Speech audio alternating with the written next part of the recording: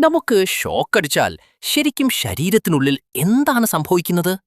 വെറും സെക്കൻഡുകൾക്കുള്ളിൽ നമ്മുടെ നാഡീവ്യൂഹത്തെയും ഹൃദയത്തെയും വൈദ്യുതി എങ്ങനെയാണ് ബാധിക്കുന്നത്? ആ അപകടകരമായ നിമിഷങ്ങൾ നമുക്കൊന്ന് കാണാം. നമ്മുടെ പേശികൾ പ്രവർത്തിക്കുന്നത് തലച്ചോറിൽ നിന്നുള്ള ചെറിയ വൈദ്യുത സിഗ്നലുകൾ വഴിയാണ്.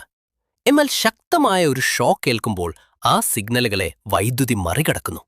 ഇതോടെ പേശികൾ മുറുകുകയും ആ കമ്പിയിൽ നിന്ന് കൈവിടാൻ കഴിയാതെ വരികയും ചെയ്യുന്നു. ഏറ്റവും വലിയ അപകടം ഹൃദയത്തിനാണ്. ഹൃദയത്തിന്റെ കൃത്യമായ ഇടിപ്പ് നിലനിർത്തുന്നത് ചെറിയ ഇലക്ട്രിക് പൾസുകളാണ്. പുറത്തുനിന്നുള്ള വൈദ്യുതി ഈ പൾസുകളെ തടസ്സപ്പെടുത്തുന്നു. ഇത് ഹൃദയം ഇടിപ്പ് നിലയ്ക്കാനോ താളം തെറ്റാനോ കാരണമാകും. വൈദ്യുതി ശരീരത്തിലൂടെ കടന്നുപോകുമ്പോൾ അത് ചൂടുൽപ്പാദിപ്പിക്കുന്നു. ഇത് ആന്തരിക അവയവങ്ങളിൽ പൊള്ളലുണ്ടാക്കാം.